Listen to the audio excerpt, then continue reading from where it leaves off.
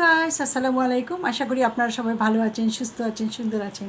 আমি আবার আপনাদের মাঝে উপস্থিত হয়েছি একটা ছোট্ট গল্প করার জন্য।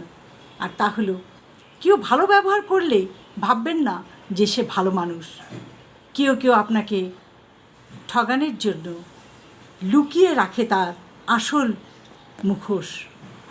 মিথ্যা আশা দিয়ে কাউকে অপেক্ষা না রেখে সত্যিটাই বলে দূরে রাখাই ভালো। আমার কথাগুলো যদি ভালো লেগে থাকে সাবস্ক্রাইব করে বেল বাটনটা টিপে দিন, বেশি বেশি শেয়ার করুন। আশা দিয়ে কাউকে অপেক্ষায় না রেখে সত্যিটা বলে দূরে রাখাই ভালো, কারণ অপেক্ষার ক্ষত এটা কখনোই শুকায় না। মানুষকে আশা দিয়ে রাখলেন কিন্তু তার সে আশাটা পূরণ করে দিলেন না, এটা খুব খারাপ। কারণ আপনার কথার আশায় আশায় থেকে সে একসময় নিরাশ হয়ে যায়। এই আশার ক্ষতটা তাকে শেষ করে দেয়। গোপন কথা যতক্ষণ আপনার কাছে আছে, যার গোপন কথা আপনি আপনার কাছে রেখে দিয়েছেন, সে ততক্ষণ আপনার কাছে বন্দী হয়ে থাকবে। আর তা যদি আপনি প্রকাশ করে দেন কারো কাছে, তাহলে আপনি তার কাছে বন্দী হয়ে যাবেন।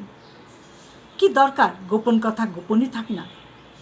কারো গোপন কথা গোপন রাখলে আল্লাহ আপনার সমস্ত গুনাহ গোপন রেখে দিবে। গোপন রাখেন, মানুষের কথাগুলো গোপন রেখে দেন, কারো কাছে প্রকাশ না করলে তো হলো। সমস্যা কি যদি কারো কাছে আমি এই গোপন কথাটা প্রকাশ না করে দিই? একটা মানুষকে বিপদে ফেলে লাভটা কি আমার? বেশি আবেগপ্রবণ হওয়ার ভালো না। মানুষ একটুতে আবেগপ্রবণ হয়ে যায়। এই আবেগপ্রবণ হওয়া ভালো না, কারণ বেশি আবেগপ্রবণ মানুষ হলো প্রিয় মানুষের অবহেলায় অবহেলিত হয়ে একসময় মানুষকে ভালোবাসতে ভুলে যায়। বেশি আবেগপ্রবণ মানুষ তার আবেগপ্রবণের কারণে প্রিয়জনের কাছ থেকে ধাক্কা খেতে খেতে অবহেলিত হতে হতে এমন হয়ে যায়, পরে সে মানুষকে ভালোবাসতে ভুলে যায়। তাই বলছি, বেশি আবেগপ্রবণ হয়েন না। কি দরকার আবেগপ্রবণ হয়?